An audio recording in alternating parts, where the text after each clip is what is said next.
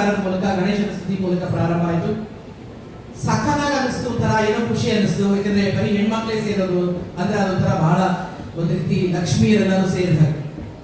ನಾನು ಗಂಧದ ಗುಡಿ ಕಾರ್ಯಕ್ರಮಕ್ಕೆ ಪೀಟರ್ ಕಾರ್ಯಕ್ರಮಕ್ಕೆ ಹೋದಾಗ ನಿಜವಾಗ್ಲೂ ನನಗೆ ಆಶ್ಚರ್ಯ ಆಗಿತ್ತು. ತುಂಬಾ ಚೆನ್ನಾಗಿ ನಡೆಸ್ಕೊಂಡ್ರು, ತುಂಬಾ ಚೆನ್ನಾಗಿ ಆರ್ಗನೈಸ್ ಮಾಡಿದ್ರು. ಸಂಜಯ್ ಗೌಡ್ರು ಬಂದಿದ್ದಾರೆ ಆ ಫಂಕ್ಷನ್ಗೆ. ಇಷ್ಟು ಚೆನ್ನಾಗಿತ್ತು ಅಲ್ವಾ ನೋಡ್ರೆ, ತುಂಬಾ ಚೆನ್ನಾಗಿತ್ತು ಆ ಕಾರ್ಯಕ್ರಮ. ಅದಾದ್ಮೇಲೆ ಪೀಟರ್ ನಮ್ಮ ಒಂದು ಕ್ಲೂ ಹೇಳ್ಬೇಕು ನಿಮ್ಗೆಲ್ರಿಗೂ. ನನ್ನ ಮನೆಯಲ್ಲಿ ಟಾಪ್ರೇಟ್ ಬಂದಾಗ ಬರೀ ಹೆಣ್ಮಕ್ಳನ್ನೇ ಸೇರಿಸಿ ಒಂದು ಸಣ್ಣ ಕಾರ್ಯಕ್ರಮ ಮಾಡಿದ್ದೆ ನಾನು. ಅದು ಇವರಿಗೆ ಬಹಳ ಸ್ಫೂರ್ತಿ ತಂದ್ಕೊಟ್ಟು, ತಾರಮ್ಮ ಹೆಣ್ಮಕ್ಳನ್ನೇ ಸೇರಿಸ್ಕೊಂಡು ಏನಾದ್ರು ಮಾಡೋಣ ತಾರಮ್ಮ, ನೀವೆಲ್ಲ ಎಷ್ಟು ಚೆನ್ನಾಗಿದ್ರಿ ತಾರಮ್ಮ ಮನೆಯಲ್ಲಿ ಅಂತ ಶುರು ಮಾಡಿದ. ಏನ್ ಮಾಡ್ತೀಯೋ, ಒಂದು ಸಿನಿಮಾ ತೆಗೆದ್ಬಿಡು ಬೆಸ್ಟ್, ಇಲ್ಲೂ ರಿಲೀಸ್ ಮಾಡೋಣ ಅಲ್ಲೂ ರಿಲೀಸ್ ಮಾಡೋಣ, ಎಲ್ಲ ಹೆಣ್ಮಕ್ಳೇ ಇರೋಣ, ಟೆಕ್ನಿಷಿಯನ್ ಇಂದ ಹಿಡಿದು ಆರ್ಟಿಸ್ಟ್ ಇಂದ ಎಲ್ಲ ಬರೀ ಹೆಣ್ಮಕ್ಳೇ ಅಂತ ಹೇಳಿದೆ ನಾನು. ಅಯ್ಯೋ ಸಿನಿಮಾ ಎಲ್ಲ ತೆಗೆಯೋಷ್ಟೆಲ್ಲ ನನ್ನ ಶಕ್ತಿ ಇದೆ ತಾರಮ್ಮ, ಬೇರೆ ಏನಾದ್ರು ಮಾಡೋಣ.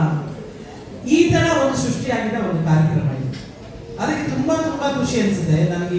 ಇದ್ರ ಬಗ್ಗೆ ಎಲ್ಲೋ ಒಂದು ಕಡೆ ಏನೋ ಒಂದು ಸ್ಫೂರ್ತಿ ಸಿಕ್ಕಿದೆ ಅಂತ ಹೇಳಿ.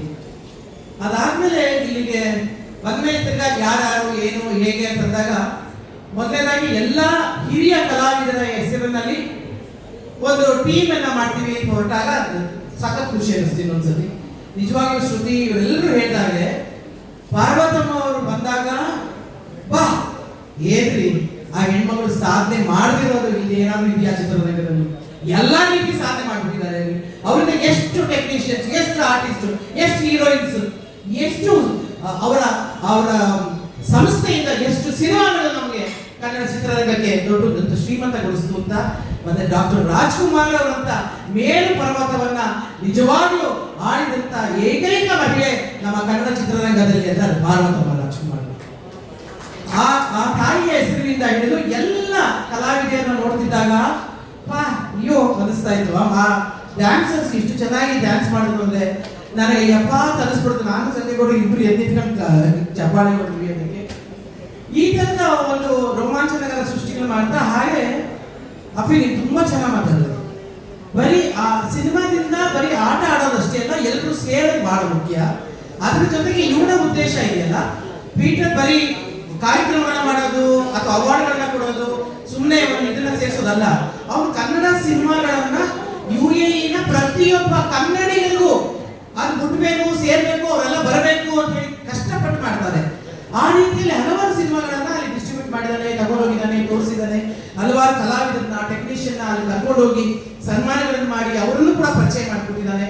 ಈ ಉದ್ದೇಶ ಯಾಕಂದ್ರೆ ನಮ್ಗೆಲ್ಲರಿಗೂ ಮೂಲ ಏನಪ್ಪಾ ಅಂದ್ರೆ ಸಿಗುತ್ತೆ. ನಾವ್ ಯಾರು ಆಟಗಾರರಲ್ಲ ಅಥವಾ ಬೇರೆ ಏನು ನಮ್ಗೆ ಗೊತ್ತಿಲ್ಲ.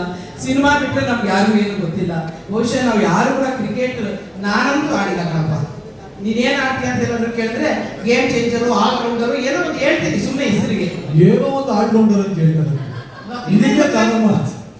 ಇಲ್ಲ ಅದಕ್ಕೆ ನೀನು ಆಡೋದಕ್ಕೆ ನಾನು ಸ್ವಲ್ಪ ಬರಲ್ಲ. ನನಗೆ ನನ್ನ ಮಗ ಸ್ವಲ್ಪ ದೊಡ್ಡವನಾಗಿದ್ರೆ ಅವನ್ನ ಕಳಿಸ್ಬಿಡ್ತಿದ್ದೆ ನಾನು. ಏನ್ ಮಾಡೋದು, ಬರೀ ಹೆಣ್ಮಕ್ಳೇ ಆದ್ರಿಂದ ಸರ್ ಇವ್ರು 3 ಜನಕ್ಕೂ ಹೆಣ್ಮಕ್ಳೇನೆ. ಆದ್ರೆ ಇವ್ರು ಹೆಣ್ಮಕ್ಳೆಲ್ಲ ಇದ್ದಾರೆ. ಪ್ರಿಯಾಂಕ ಮಗು ಇದ್ದಾನೆ, ಅದನ್ನೇನೋ ಆಡ್ಸ್ಬಿಡ್ತಾ ಇದ್ದೆ ನಾವು ಬಿಟ್ಬಿಡಿ ಅಲ್ವಾ? ಸರಿ ನೋಡಿ ಎಂತ ಮಾತಾಡಿದ್ರು ಸಂಜಯ್ ಗೌಡ್ರು. ಆಡೋರೆಲ್ಲ ನಿಮ್ಮ ಹೆಣ್ಮಕ್ಳೇ ಅಂತ. ಇನ್ನೊಂದು ಗೊತ್ತೇನೋ, RCB ಗೆದ್ದೇ ಇರ್ಲಿಲ್ಲ ಕಣ್ರಿ ಒಂದು ಮ್ಯಾಚ್. ಒಂದು ಸತಿ ಹೆಣ್ಮಕ್ಳ ಟೀಮ್ ಗೆಲ್ದು ಕಣ್ರಿ, ತಗೊಳ್ಳಿ RCB. ಅದಕ್ಕೆ ಯಾರಿಗೂ ಕಮ್ಮಿ ಇಲ್ಲ. ಬೇಕಾದ್ರೆ ಆ ಬಾಯಲ್ಲೇ ಎಲ್ಲ ಕ್ರಿಕೆಟ್ ಆಡಿ ಹೋಗ್ತೀವಿ. ಆಮೇಲೆ ಇನ್ನೊಂದು ವಿಶೇಷ ಸುದ್ದಿ ಹೇಳ್ಬೇಕು. ಯಶೋಧ ಅಂಡ್ ಮಂಗಳಾ ನೀವೆಲ್ಲರೂ ಯಾರಿದ್ದೀರಿ, ಎಲ್ಲರೂ ದೀಪಿಕಾ ಎಲ್ಲರೂ ಇದ್ದೀರಿ. ಒಂದು ವಿಶೇಷವಾದ ಸುದ್ದಿ ಕೊಟ್ಟಿದ್ದಾರೆ ಪೀಟರ್ ಅವರು. ಹೆಣ್ಣುಮಕ್ಕಳ ಕಲಾವಿದರ ಟೀಮ್ ಅಲ್ಲಿ ಕನ್ನಡ ಚಿತ್ರರಂಗದ ಈ ಮಹಿಳಾ ವರದಿಗಾರರು, ಅದು ಪತ್ರಿಕಾ ವರದಿಗಾರರೇ ಆಗಿರ್ಲಿ ಅಥವಾ ಮಾಧ್ಯಮದ ವರದಿಗಾರರೇ ಆಗಲಿ, ಅವರು ಕೂಡ ಟೀಮ್ ಅಲ್ಲಿ ಇರ್ತಾರೆ. ಅವ್ರಿಗೂ ಕೂಡ ಒಂದು ಅವಕಾಶ ಕೊಡ್ತಾ ಇದೀವಿ ಅಂತ ಹೇಳಿದರು. ಪುರುಷರು ಬರ್ಬೋದು ಚಪ್ಪಾಳೆ ತಟ್ಟಕ್ಕೆ, ಆಗ ಹುಡುಗಂಸಕ್ಕೆ ಅಥವಾ cheer voice. Congratulation sister, congratulation. ಅಲ್ಲ ಚಿಯರ್ ವಾಯ್ಸ್ ತರ ಆಗ್ಬಿಟ್ಟು ಪ್ರಾಕ್ಟೀಸ್ ಇದ್ದಾಗಬೇಕು. ಸೊ ಎಲ್ಲರೂ ಸೇರೋಣ. ಐ ಥಿಂಕ್ ಜೂನ್ 21, 22 ಪ್ಲಾನ್ ಮಾಡ್ತಾ ಇದ್ದಾರೆ. ಇನ್ನೊಂದು ಆ ಮತ್ತೆ ಇನ್ನೊಂದು ಟೀಮ್ ಕ್ಯಾಪ್ಟನ್ಸ್ ಅದು ಇಲ್ಲ ಅದಕ್ಕೆಲ್ಲ ನಾವು ಥ್ಯಾಂಕ್ಸ್. ಆಮೇಲೆ ಅದೇನೋ ಡ್ರೆಸ್ಸು ಯೂನಿಫಾರ್ಮ್ ಅದೆಲ್ಲ ಒಂದೊಂದು ಇನ್ವೈಟ್ ಮಾಡ್ತಾರೆ. ಅದಾದ್ಮೇಲೆ ಅಲ್ಲಿ ನಿಜವಾದ ಮ್ಯಾಚ್ ನಡೆಯುತ್ತೆ. ಮೊದಲನೇದಾಗಿ ಸರ್ವಣ ಅಣ್ಣ ತುಂಬಾ ತುಂಬಾ ತುಂಬಾ ಥ್ಯಾಂಕ್ಸ್. ಅವ್ನು ಸುಮ್ಮನೆ ನಿಮ್ಗೆ ಕಾಲು ಎಳಿತಾ ಇಲ್ಲ, ಕೊಡಿ ಇಲ್ಲ ನಿಜ ಸತ್ಯವಾಗ್ಲು ನಾನು ಇದುವರೆಗೂ ಯಾವ ಕಾರ್ಯಕ್ರಮ ನಿರೂಪಣೆ ಮಾಡಿದ್ದೀನಿ ಎಲ್ಲಾದ್ರಲ್ಲೂ ಸರ್ ಬಂದಿದ್ದಾರೆ. ಎಲ್ಲ ವಿನ್ನರು ಅವರೇ ಅನೌನ್ಸ್ ಮಾಡ್ತಾರೆ. ಏನು 5 ಟೀಮ್ ಓನರ್ ಅವರೇ ಕಣ್ಣು ಅದ್ರ ಮೇಲ್ಗಡೆ 10 ಲಕ್ಷ ಕೇಳಿದ್ದೀನಿ. ಈ ಆಟಕ್ಕೆ ನಾನಿಲ್ಲ ಬಿಡಿ, ನಿಮ್ಗೊಂದು ಹೊಡ್ಬೋದು ಸರ್ ಮನ್ಸು. ಪಾಪ ಅದಾದ್ಮೇಲೆ ನರಸಿಂಹಣ್ಣ ಅಣ್ಣ ಅಣ್ಣ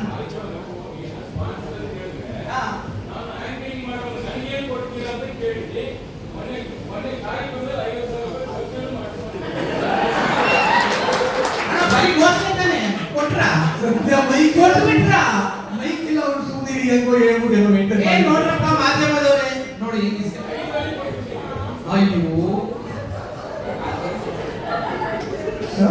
ಟೈಮ್ ಆಯ್ತು.